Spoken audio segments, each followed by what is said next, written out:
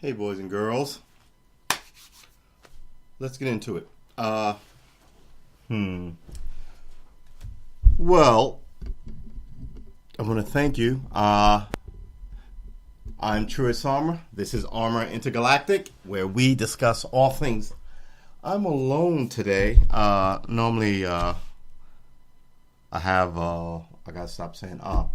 Normally, I have a guest or two. T and the Honorable Philosophy, and it's a little too late for them. It's 12:30 Saturday morning or Sunday night, depending on if you're still out. Let's get into some stuff that I just kind of scribbled down, as so as not to miss my deadline for Friday shows. Today was a day. All right. Whew, man. There are several things that I was looking at today. One was this Trump administration and this children ban. I feel bad for the kids, but at the same time, the government has been splitting up families forever. And they've been showing this really sad picture of this little girl outside of Border Patrol crying her little pink shirt and her little pink shoes, and she's crying, and it breaks your heart. And that's what it's supposed to do. It's supposed to break your heart. I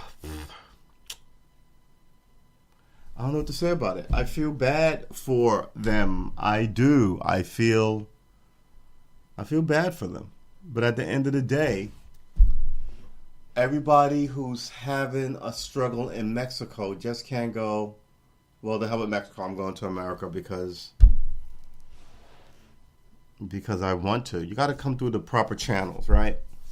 So, having said that, the people who go, well, fuck the proper channels, and then they bring their kids with them, and you end up with this picture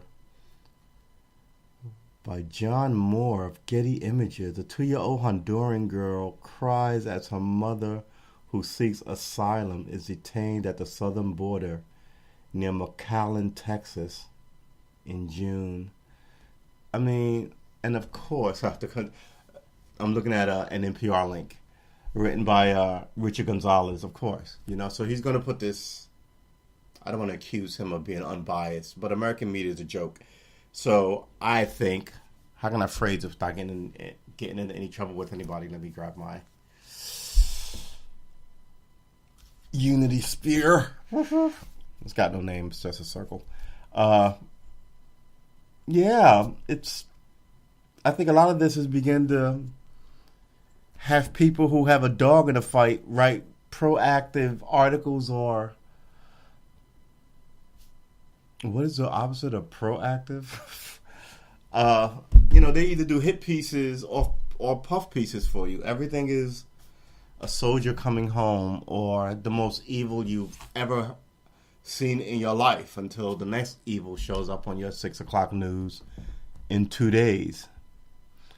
But I gotta tell you, this little girl crying, it kicks you right. I mean, look, you must not have a, I'm not going to say a soul, but any compassion if you can't look at this picture. And there's 2 of them. Not in this one, but there's another one that's just, it's going to win a Pulitzer. It's heartbreaking. But having said that, you just can't have everybody come here. Mexico, the failed state. Let's not get it wrong. People flee Mexico because the cartels are in control of Mexico and the government is a joke. And they've been at war with Mexico since, I want to say 15, maybe. I think probably late. I'm getting my government incursions mixed up. I know that Russia. Where is my phone? Russia had an incident where they had tanks bomb their parliament, but that was because of a coup.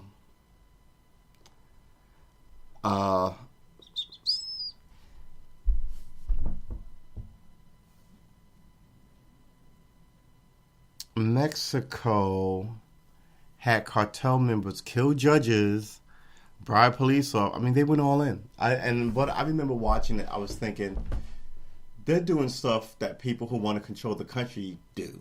They just don't want to control the country. Their whole position was, we don't care who you are.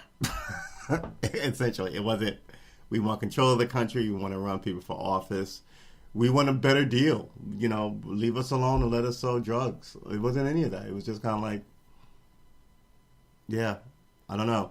So since then, I think Mexico, the people who control Mexico, mind their P's and Q's around the cartels. And I think the cartels run the place. And I'm not the only one. I think the State Department says so too. There's perpetual don't go to Mexico statements in their briefings. The people always go to Mexico. And that's Mexico.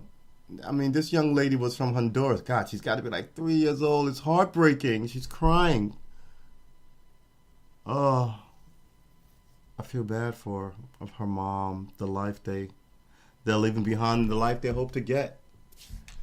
What, you just can't, I mean, she's got some notoriety now because you feel bad for her. So what, you let her stay? Then the next people who want notoriety does what? She comes over with, delivers babies in the Border Patrol van, and that becomes not a streaming event, good Lord, but a trending event. And then before you know it, someone else is out doing, humans. If I go, oh man, I could climb that hill. Someone else will go, oh yeah, I'll climb that mountain. And then someone else will fly over the mountain. And then before you know it, it's an arms race to one up people. And it happens with crime too. Like the baddest dude on the block is like, hey, I'll punch all the guys and beat them all up. I'm the meanest. And then the next dude will come through. I'll punch all the guys, beat them up, and punch all the girls. I'm the meanest. And the guy goes, wow, he'll punch girls. I'm not, And then the next guy goes, well, I'll kick babies, right? And essentially the metaphor is women are not off limits. I will deal darkly with them. And then another guy goes, oh yeah, well, I will deal darkly with the women and the children. And then before you know it, I'm dealing darkly with the women and the children, and I'm shooting at the cops. And the whole point is, that dude is the baddest dude because he will take it to the limit. And that's what it is. So we have gang members who, what are they, MS-13? And the government wants all of them out, which I guess makes sense to an average working people, right? So if they go, and they have family members who are following the law and busting their ass, trying to get ahead, I don't know, man. This whole thing is just silly. But I know you can't fix it with an open border.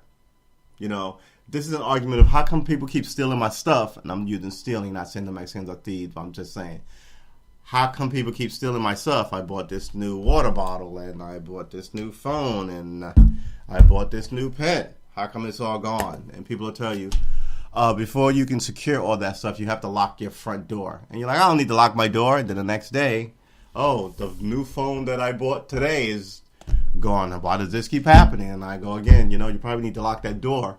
And you're like, blah, I trust my neighbors. I don't need to lock my door. I'm God's soldier and I love everybody.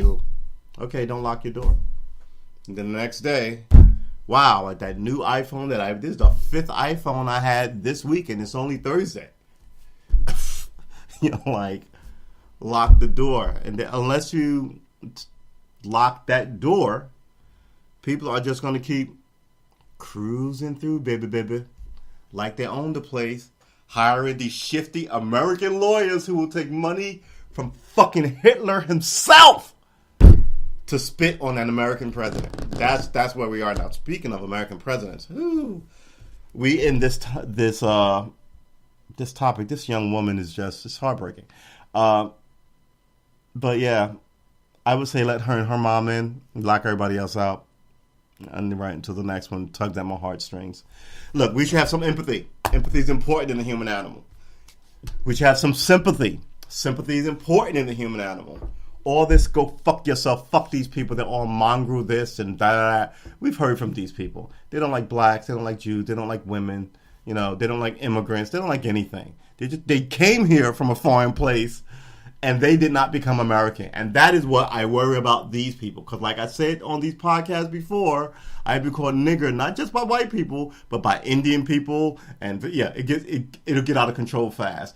And I think a lot of black people are where I'm at. It's kind of like, why bother? I once had a fight. Tried to step away from this fight in front of a full street of civilians, in front of a full street of people.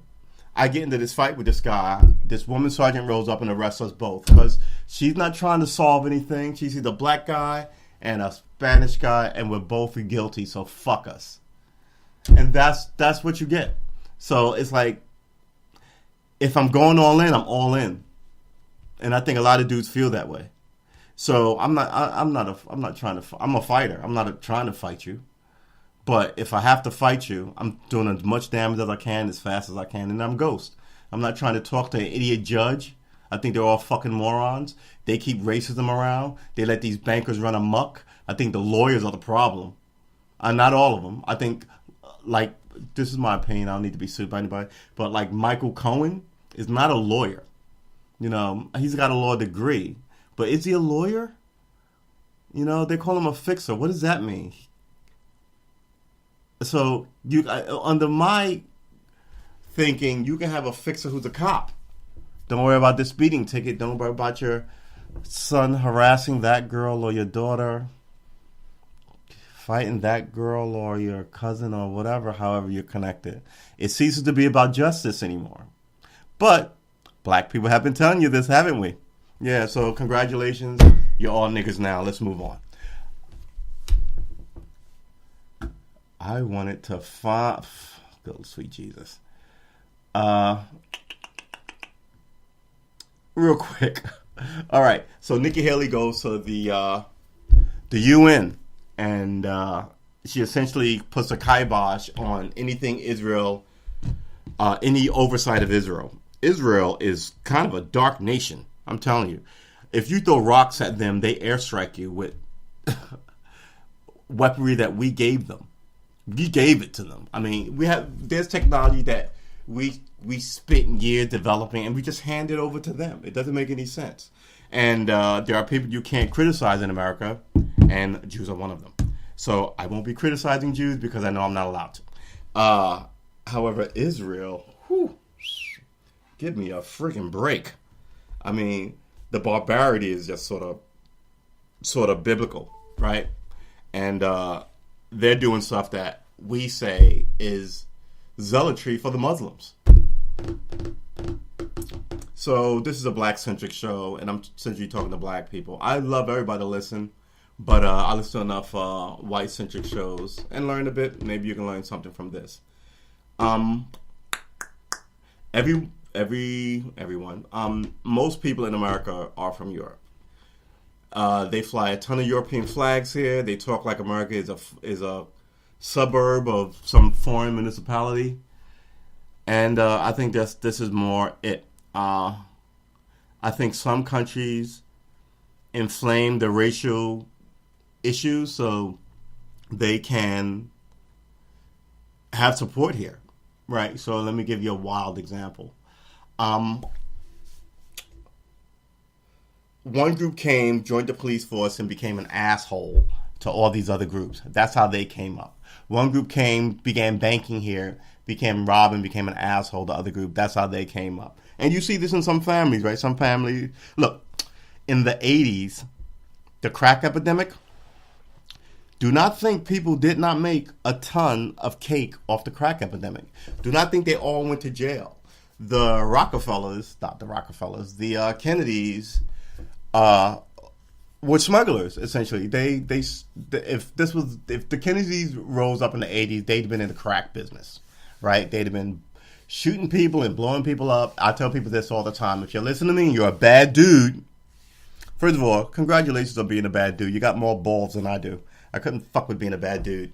Too much empathy. I fucking care. Yeah. But if you're a bad dude, you'll likely have kids and you want them not to be bad dudes. And that's generally the way it works. You do the bad stuff, the gunplay, the selling drugs, the running from the cops, so your kids can have a better day. We are at a point now where it's so glorified, people just want to ride it out. They just want to be a bad guy forever. And it's a bad move. Look, if Dr. King was around today and he came through your set, you'd better like drop a whole bunch of money on him and some security. You know what I mean? And I'm talking about the only person that we still to this day believe was a transformative figure in the American black diaspora, right?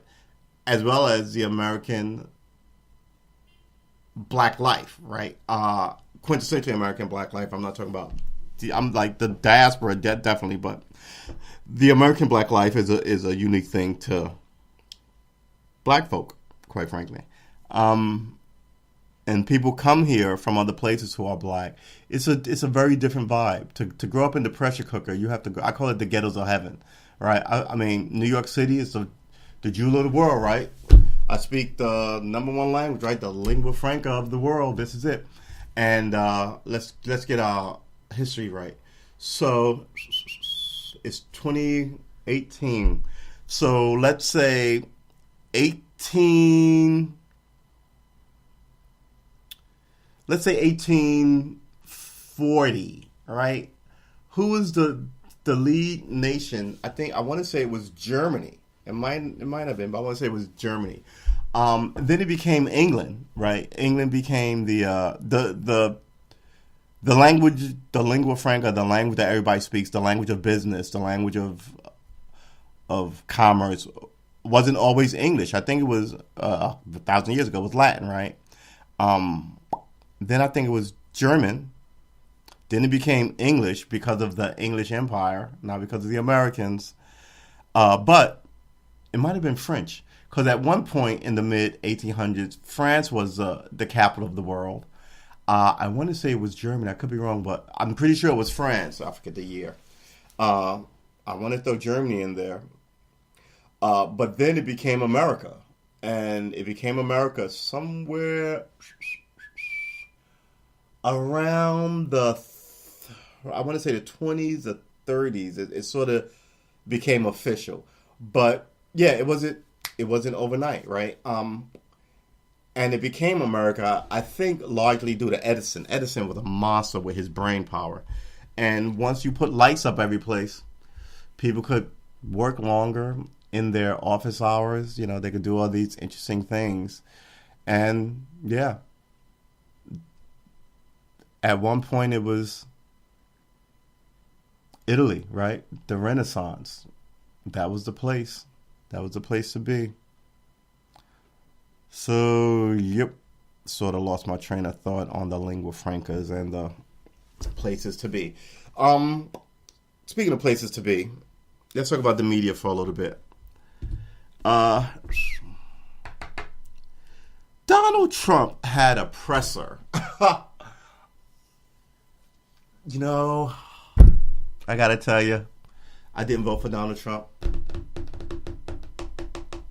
He's been everything I wanted. You know, my whole position on Hillary Clinton was, how dare you? Quite frankly, I was just so tired of her and her fake concern, right? And you can see when people get angry who they really are. You know what I mean? So you get her angry, and she's dismissive and sort of put out by your questioning of her, which tells you she's not a politician so much as she's a celebrity who's in politics. I've been involved in politics my whole life. I remember watching Ronald Reagan debate, not Ronald Reagan, who was it? Debate Jimmy Carter. I want to say it was Ford, but I think it might have been Ford. Yeah, debate Jimmy Carter. I didn't really know what they were talking about, but I remember getting a vibe that I liked one more than the other, as kids do. But since then, you know, I'm proud to salute the flag and do all that stuff because I believe in this country we are unique to other countries, and we have to work at this. I think other people come here, fly their foreign flag, get foreign bank accounts, and all this shit out the country, and when the place falls, they're out. And I think a lot of those people are in Congress or in the media because I think they're selling you. Look, the media makes money whether you jump into that pond and save that baby. That footage is worth it. Or you jump into that pond and you and that baby both drown. That footage is still worth it. You know what I'm saying? So, yeah, they like to have you on their morning show and talk about what a hero you are. But they'd just be happy. They'd be just as happy to have your wife on the show talking about the man you used to be. You know, they're going to get their bones off this anyway. So this presser with Donald Trump, whoo, they were hotly disrespectful. Yeah, the one woman on NBC, she doesn't even call him Mr. President. She calls him Mr. Trump. I think in his face she calls him Mr. President because she's allowed to be on the White House lawn. But every other thing out of her mouth is sort of snotty ridicule of Mr. Trump, like he's not really the president. And I'm like, man, they you know, I think they're treating him like he's a black kid in a crime case. Central Park jogger. I want to get into that. So for those of you who do not remember the Central Park jogger, let me refresh you. Central Park jogger case. There was a lady who was jogging in the park at like, I want to say 10:30, 11 at night, something like that. A whole bunch of black kids, about 14, 15, 16 in Central Park, running around being knuckleheads, as kids will be. White ones, black ones, Asian ones, don't matter. Especially boys. Boys like to get together and I'm the toughest. I can climb the biggest tree. I can wrestle the biggest alligator. I can do all types of dumb stuff. And when I fail, everybody goes, look at him. Boys, ridiculousness. I'm surprised he's not dead. All that kind of stuff. Women live longer. Yeah, women don't do as much stuff as men. Went to the moon, for God's sakes. That's sort of just kind of like what you can get a group of men to do, right? At its best. At its worst, you can see men who are complete strangers rape and kill a woman on a bus in India. It's just kind of that kind of weird energy that men have. So I'm always for tapping into energy, especially men's energy, and building something great. I'm also for tapping into women's energy, and I don't know what women do. I don't know what women need, quite frankly. So yeah. So this Central Park jogger case, she's jogging. She is attacked and beaten badly, like almost dead, and raped. And the cops grabbed these kids, these 5 kids. They said they beat her up. They said they were robbing people in the park. They beat up people, and then they found her, and they all beat her up and raped her.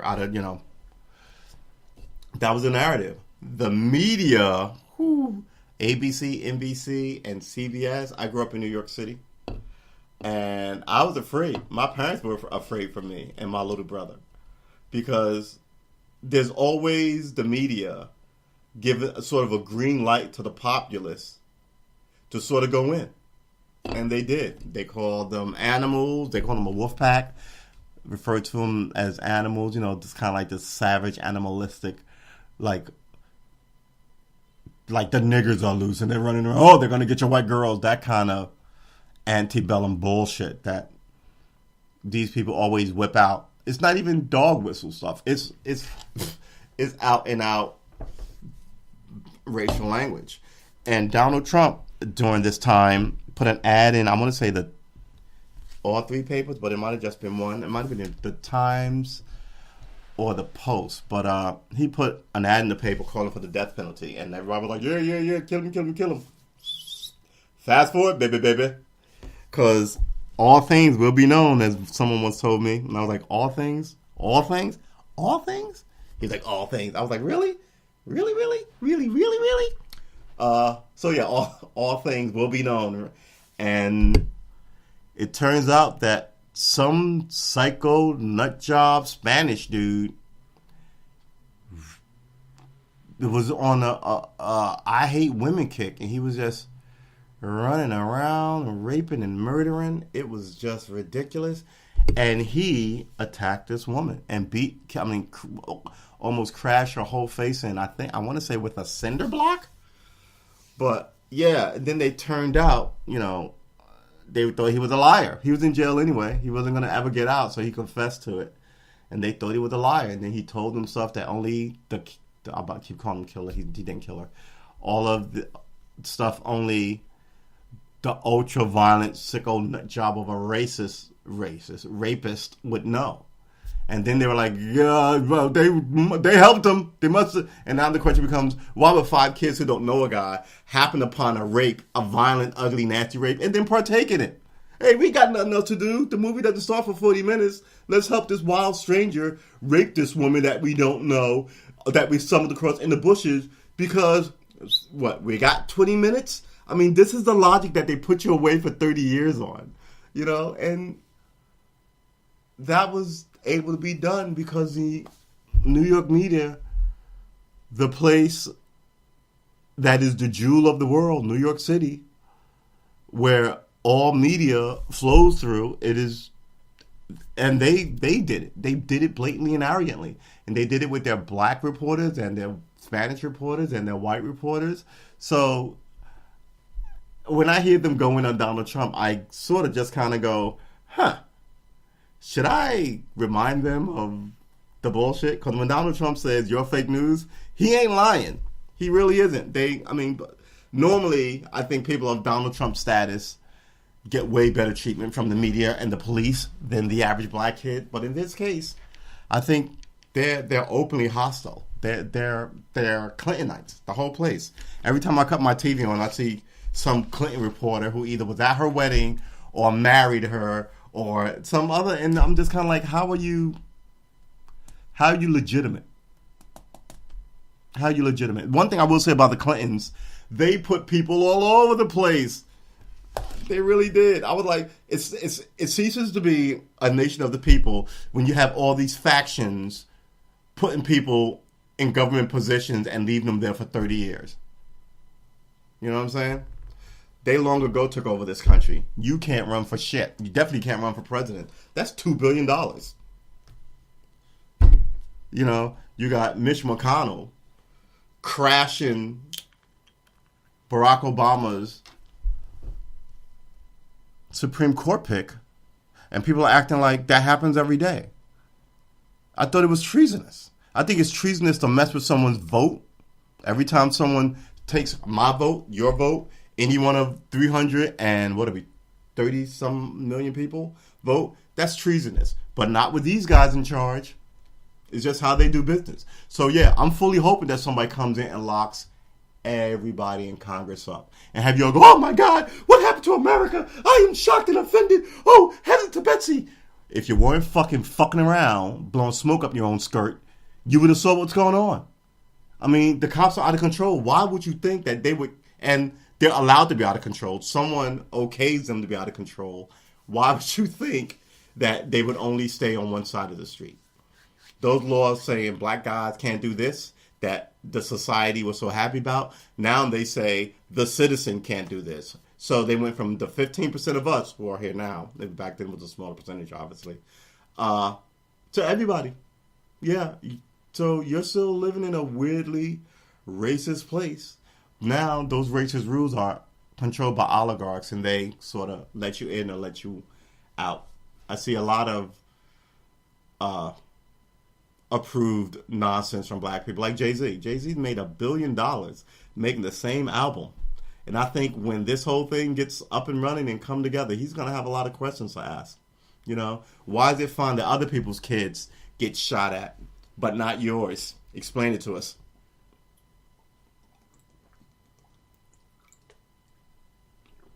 So yeah, I'm one of those kids from the 60s. I remember those guys.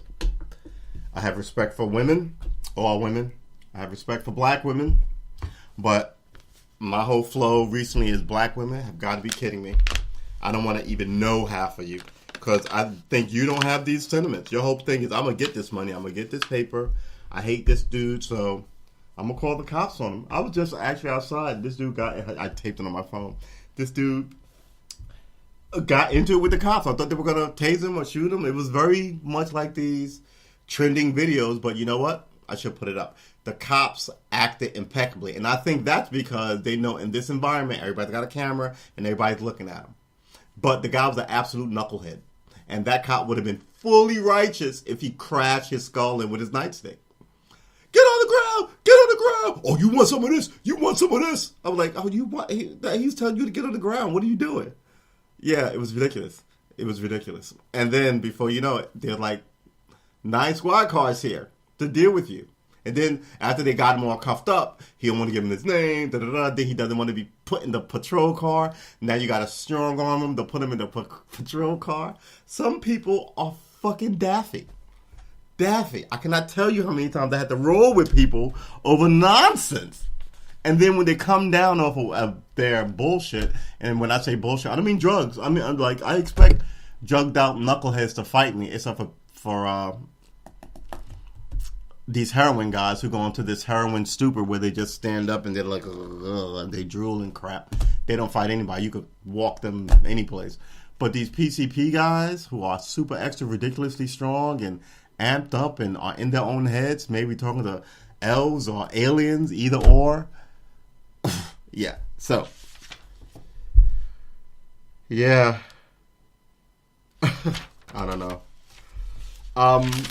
Let's get into some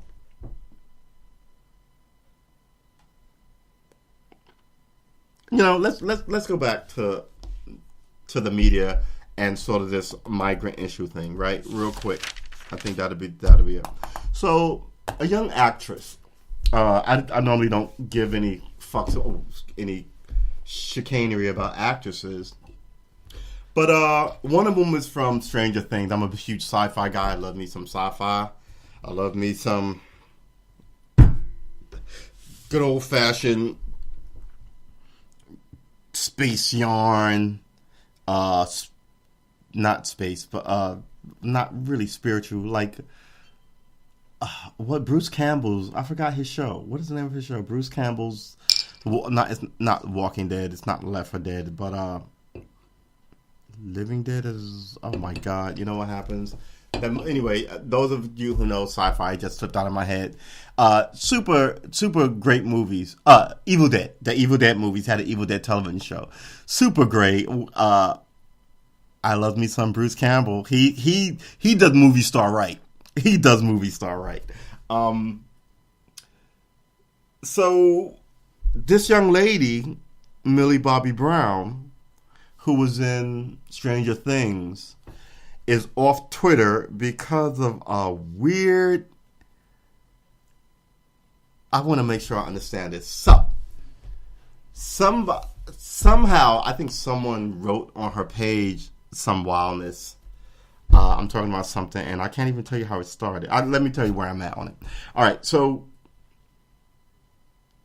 she's off Twitter because racial and racist tweets people have been putting those on her page, using her image and attributing quotes to her. So it'll be a picture of her standing under, what would you say under? Good Lord, man. A picture of her standing next to a tree. And it'll be her in this tree, and on it, it'll say, today was a really good day without black people. They did not thousands, but they drove off with this. So, and I'm sitting here thinking, who does this to a child, famous or not. She's still, somebody told me she's 12 or 13, super more accomplished than me and 99% of my friends, right? She's a notable, world-known actress in a really good show. Why would you do that to her? These are the people that we deal with daily. I'm always telling my white friends, you don't get it because you don't deal with these people like we deal with these people. And every now and then, something happens and everybody goes, huh? This is one of those things. You know, they just decided to troll this 13-year-old girl. Chase her off of Twitter. And then they defended themselves like, yeah, freedom of speech, you have every right to. And this is my thing about these media things. If they're utilities, the government should shut them down and take them over. Send the checks to whoever founded them, but they shouldn't be in charge of them anymore. If they're not utilities, Twitter, Facebook, Instagram, and Facebook and Instagram are owned by the same Zuckerberg, excuse me. You need to knock this shit off. All right? I have a couple of Facebook accounts. They all go back to my original account. So all these ghosts and these trolls who don't have, only you can message them, but you can't friend them and all this nonsense with a picture of an eagle for a profile picture and a picture of, I don't know, a don't trade on me flag or a gun or all this other shit. You fuckers need to get shit together. Seriously, you cannot allow them to, I'll give an example. I hung out in the bar. I won't tell you the name of the bar. It's still there. And it was a fun bar. Pool table. We talked. It was a sports bar. We'd go there not nightly, but weekly to watch a Yankee game. It was a good time. And then idiots started showing up from the projects because it was a new bar. And in about 6 months, all the cool people who used to go there stopped going there. They owned that bar. I'm a stubborn piece of shit.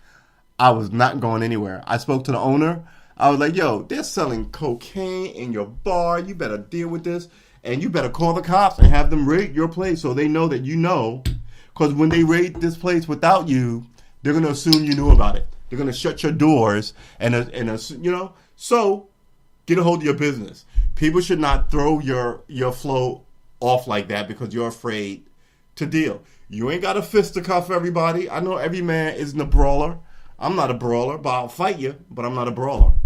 I'm not a lover and I'm not a fighter.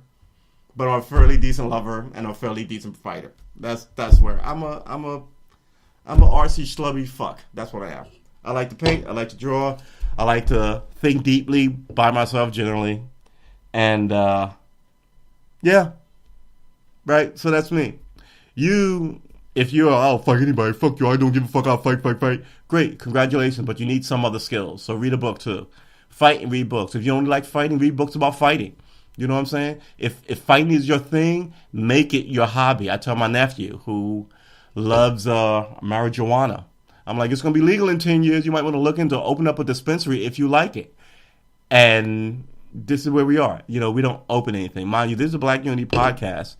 So if you're thinking about opening something, maybe you should take this from the hinterlands of the internet as a sign that the cosmos is going, yeah, Bill, Jane, Raheem, Tanya,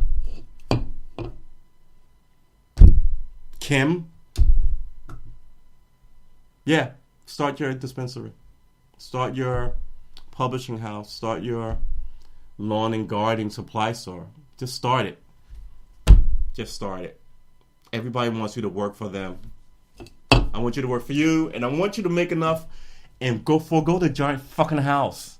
I mean, you can have a nice house, a nice house, but never have a house too big for you to clean. And that's the problem. You want 1 million people from Mexico in here cutting your lawn and cleaning your grass. Do that shit yourself and stop your crying.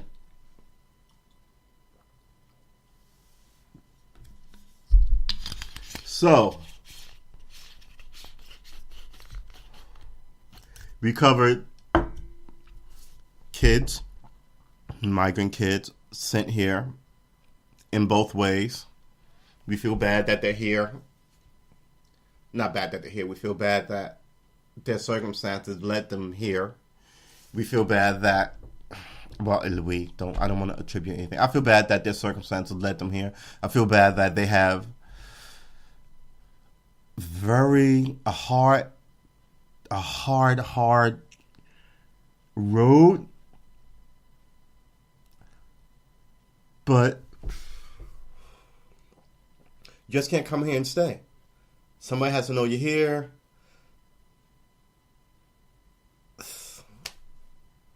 I don't know. Somebody has to know you're here. You just can't come through and do what you want and stay and make the place crazy. Plus, this is about resources. So if there's only 13 seats at the American table, 13 is a sacred number in America, black people had better get a fucking seat. Don't tell me that we're going to forego you to talk about the Mexicans. Don't tell me after that we're going to go forego you to talk about whoever the hell else you got. The Syrians, I don't care. We've done a lot, and now we should do something for ourselves. And if nobody wants to help us, quite frankly, I don't think anybody wants to help us. I wouldn't actually accept the help. But you know what? I got 20 minutes. Let's make this a good hour. The next 20 minutes are going to talk about unity, how it should go, right? So I started this thing for black men.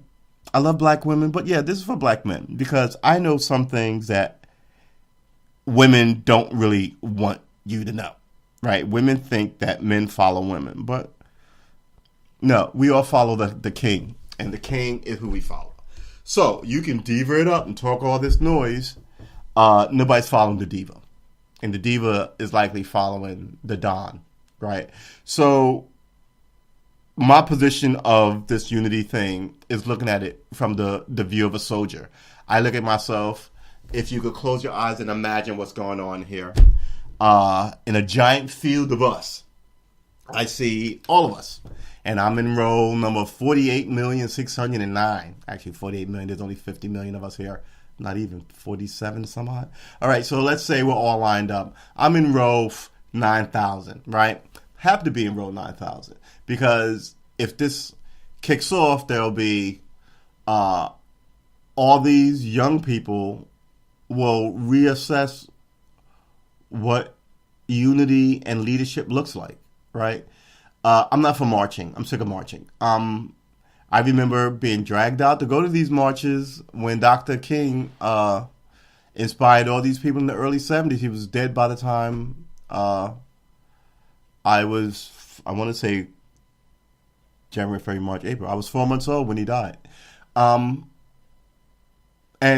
I remember going to rallies. I remember there weren't really... Yeah, there were rallies. There weren't really marches. There were rallies. You'd go to a location and you'd protest and then you'd go home. But nobody marched. There was only one march. There was the March on Washington. That was it. We were poor people in Brooklyn. Nobody went to that. But the idea kind of like, spread like wildfire.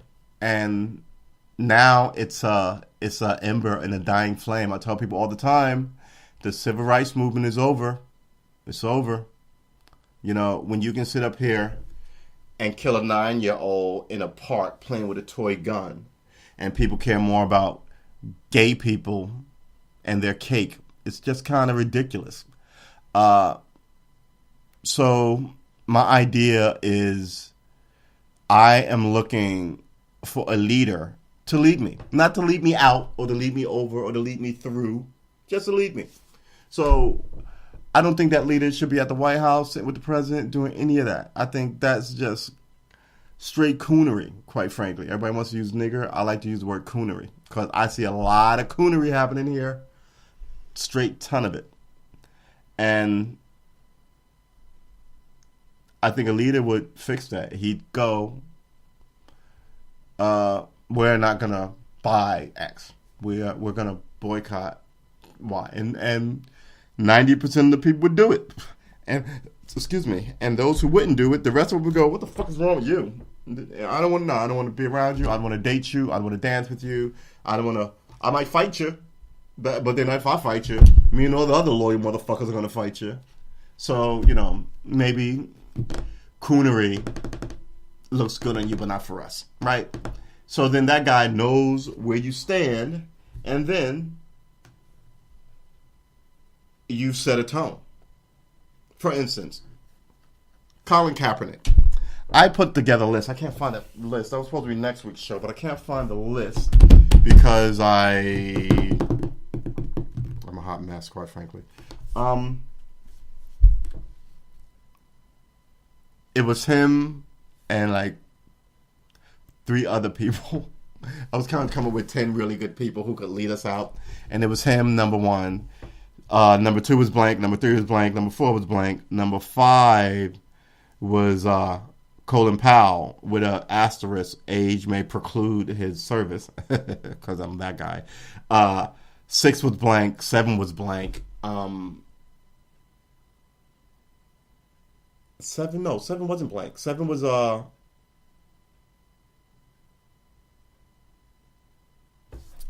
where's that list? 7 was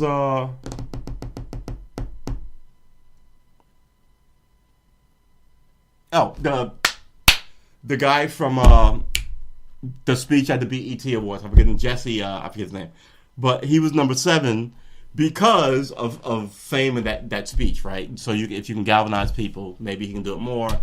And I was like, all right. But my idea, and who's 9 and 10? Barack Obama was number 10. As an honorable mention, quite frankly, because people who spent their whole life in government, you don't want leading you in government. I know only Nixon could go to China. I'm familiar with the concept, but this is not that. You can't spend your life 30 years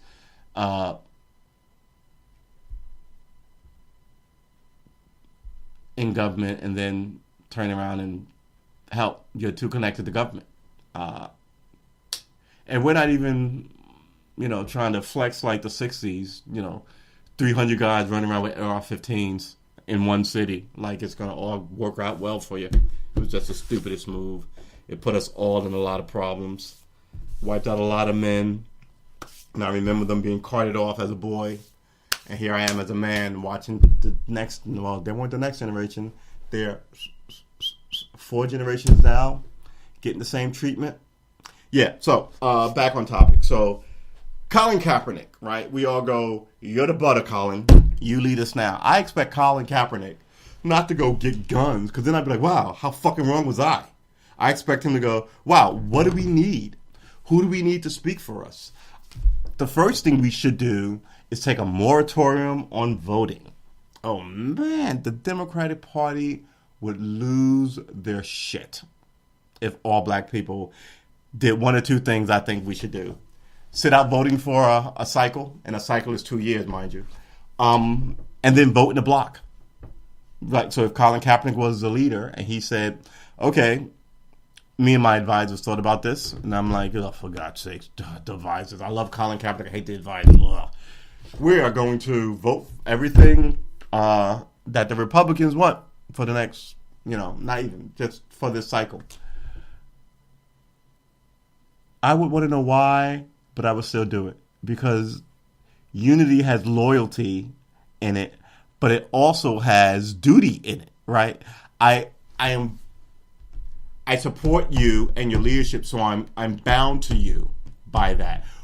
What's going on now is everybody's more of a critic than a soldier. So, for instance, if I was running it and I said, we are all, the last election, we are not going to vote for Hillary Clinton, or we are going to vote for Hillary Clinton, you're going to get a lot of pushback and blowback and, man, I do whatever I want. And that kind of thing, everybody being a lone wolf, and this is what hip-hop sells you, right? Fuck everybody, I'm the man, I don't need anybody. And that precludes unity. So I tell my nephew, the idea of you doing whatever you want, because sometimes I love him. I love him. If he does this when I get in his head, he goes, man, because mind you, I'm his uncle, so he's got extra protocols for me. So, like I said, I just give him airplane rides, even though now he's a bigger dude. So all these nice feelings go back to his adolescence and his boyhood. And we've had conversations since he was a little guy about, the world. So even as I get older and I get a little off the reservation, the first people who give you room to be crazy, if that makes sense, is family, right? Strangers would just be like, done with him.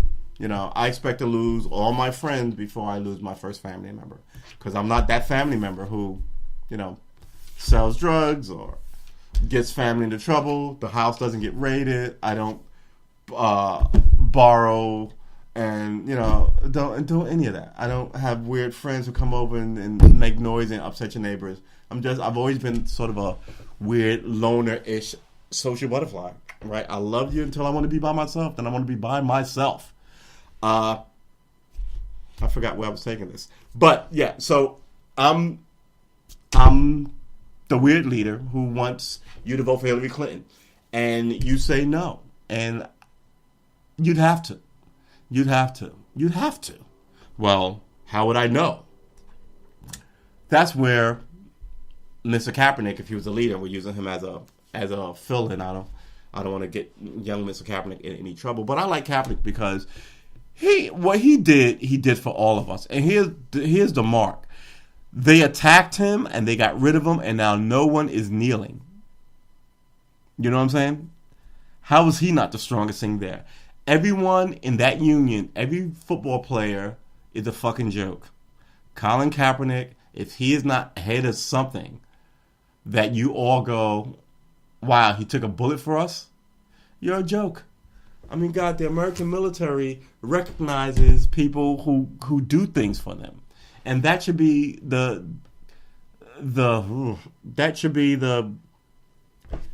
jumping off point for an American boy. I'm not saying get guns and storm, but the idea of growing up knowing what loyalty and unity is and who the best men in the country are supposed to be. I'm not saying that they are, because mind you, I met a lot of dill holes in who were fucking military people. But I'm not running on that. You're always going to have that. There's no 100% in nature or in any other group. You understand? If I walked out of here as a straight man and asked every woman that I passed, would you like to sleep with me? Sure, I'm going to get slapped a couple of times. Sure, I'm going to get cursed out. But I might get a yeah. I'm definitely going to get a yeah. Right? Because people are different. And you never know what people's motivations are. And, some people don't mind having sex with you on the first date. Or, by the way, after it's all over, what is your name again? This is the nature of people. So you're not going to get a hard, fast anything. You're just not.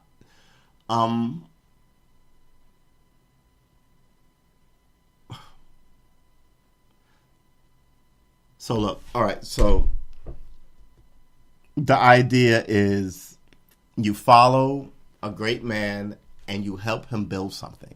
You don't ask him to solve all your problems while you sit on your couch and Xbox it. I think Kaepernick gave up a lot. I do believe that we will unite in my lifetime. I do believe it will likely be someone very similar to Mr. Kaepernick, but not an angry dillhole, not a go get your gun guy. We've all seen ISIS fuck up cities. Nobody's trying to live in a hussed out, gray, bombed out anything. And the move bombing, and it was a bombing, and it was a racial bombing against black people, destroyed a lot of Philadelphia, a lot of it.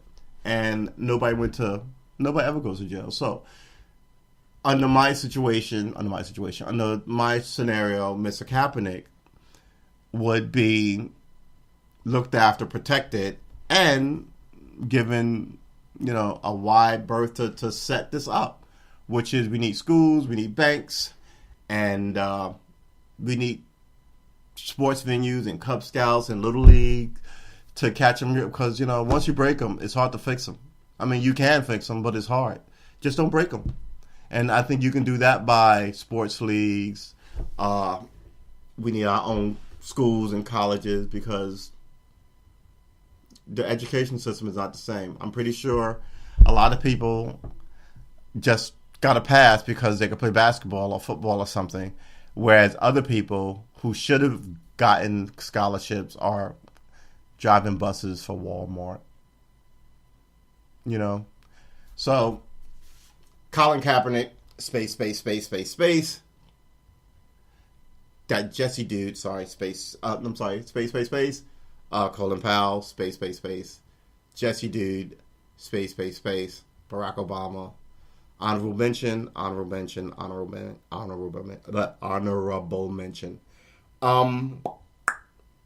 going to get some blowback because there's no women on this list.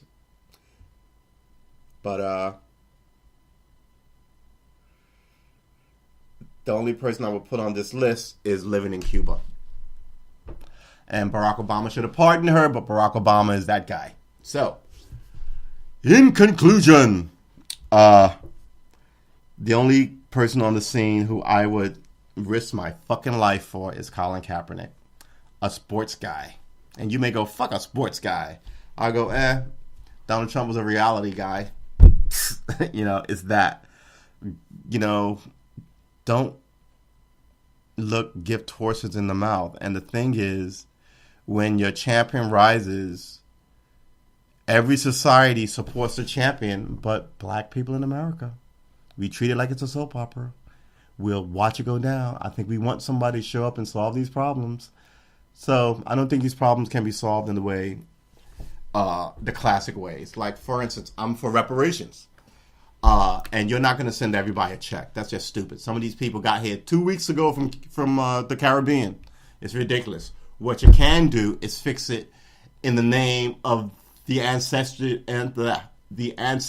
that we lost. And you can do that by opening up, by my count, 5 universities. 2 in New York, 4 in the South. I'm sorry, what did I say, 5? 5 regional universities, right? 2 in New York, 3 in the South, 2 in California. What was the other ones? Where are the other black people? but the idea is that they be up and they do 5 things. They do banking, law, medicine, social, social psychiatry. The idea of not groupthink, not psychiatry from one person, but the idea of social psychiatry of dog on it. What is going on with my brain? That, and there'd be it's funny. I have a book with all this written down, and I've been writing this crap in this book for about, I want to say, a few years now. And every time it gets full, I kind of get another book and cut and paste and edit out. But yeah, my life is cluttered because I'm clutterful. So small, not banks. What do they call them? Clubs. Those are the banks where you open and what are they called? They're called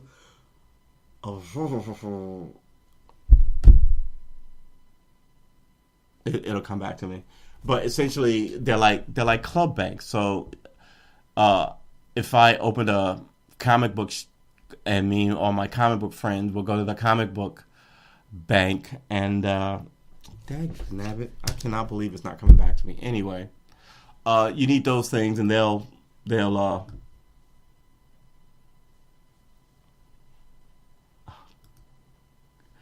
the U.S. is reportedly going to step down from... Let's just stop that. They're gonna... Credit unions. Thank you. I don't know what is going on with me today. So you can open up credit unions and things like this. For people who don't have any money, we generate a shit ton of money.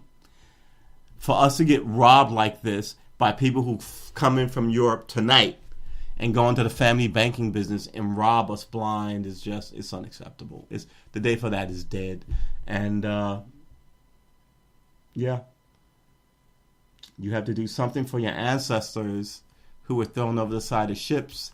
You have to do something for these young boys who will die tomorrow, and have the media show up and tell you why it's perfectly all right that they're dead. And that's essentially what the media does. So yeah, the media is fake news. It has been fake news for a minute. Donald Trump, that press conference was a boss. You may not like him, but he is a unique character, and I like him. He's not like anything I've seen before. Having said that, I'm watching the media run at him for a solid 2 years now, treating him like he's a black teen who stole a purse.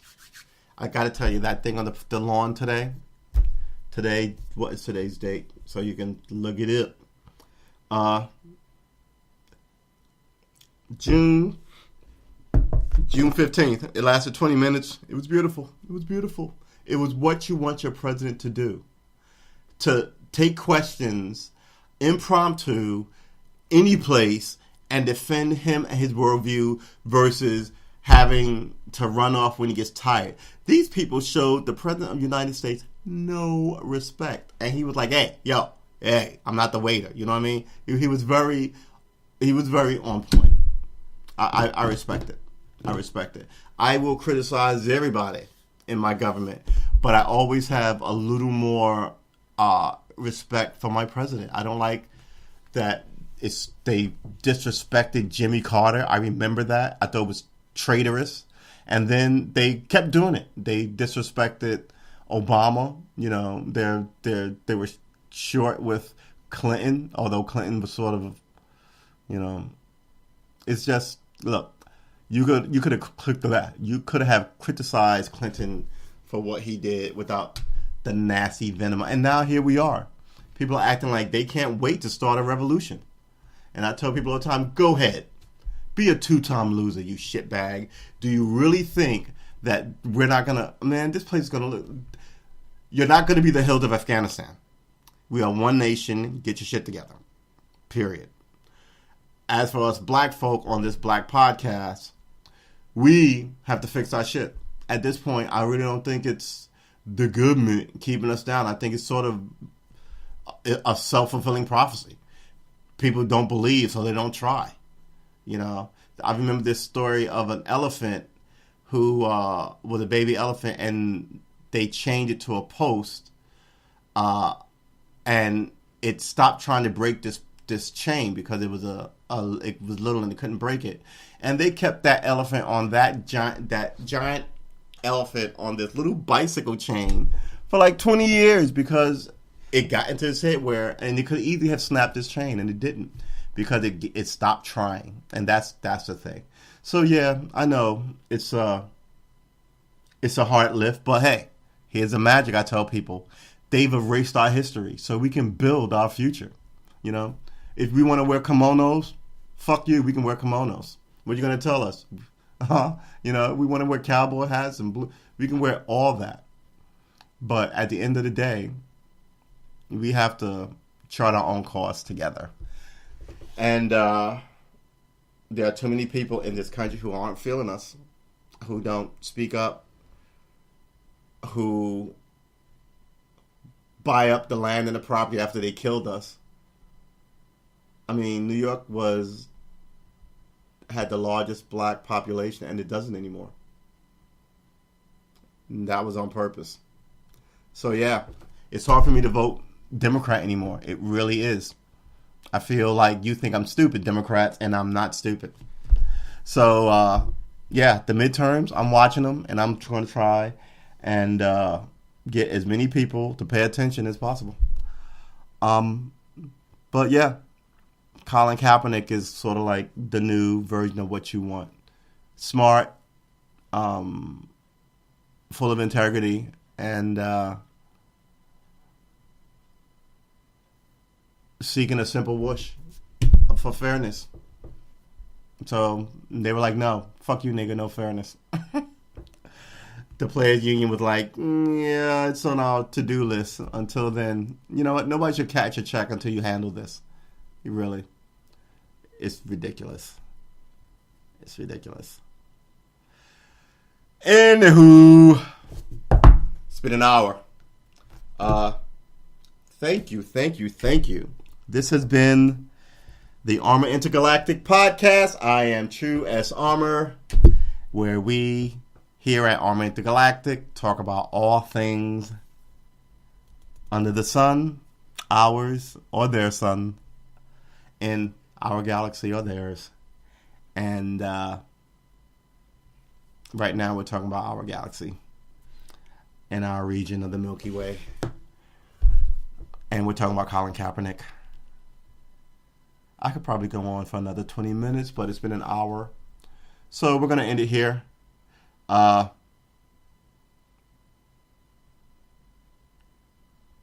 If you start thinking about these podcasts, that means they're sliding into your subconscious. If they're sliding into your subconscious, that means somewhere in you, you know full well, I don't know what you're doing, whether it's a good thing or a bad thing, but whatever it is, you've got enough room in you to move toward unity in some small way. And like I said, you ain't got to give anybody money or da-da-da-da, because once that happens, people are going to start getting wiggy with the money. And Kaepernick doesn't need to get wiggy with the money. He doesn't. If I started something and I was the leader of a group today, I would raise money to hire a lawyer to incorporate it correctly and an accountant to watch it long term. And then I would have monthly disclosures. But once people start getting control of stuff, they don't want to tell you anything. Oh, yeah, we just want to keep money, but we don't need to tell you. And before you know it, you're outside, and they're standing next to yet another 40-year politician telling you how it's going to be fine. And then that person's telling you, yeah, we all need to go to the polls. This is all the Democrats tell you. This is all black leaders tell you, to go to the polls, to march and to go to the polls. March and go to the polls, march and go to the polls, march and go to the polls. You know what happens if you don't go to the polls and you don't march? They have no power. No one wants them at the White House. Yeah. So I say, think very carefully about who you vote for. I never vote for judges when I go there, because I know full well that judges are always a problem. And I don't know them well enough to know if they're honest or not. And I never look up their records because I've got a life, you know what I'm saying? But if we had this organization, someone could look up their records. So I'm just saying. All right. That's it for me. To my religious friends, God is good. And He's watching you. To my atheist friends, you are made of stardust. I expect better shit from you. And to those who don't know, fucking pick a side.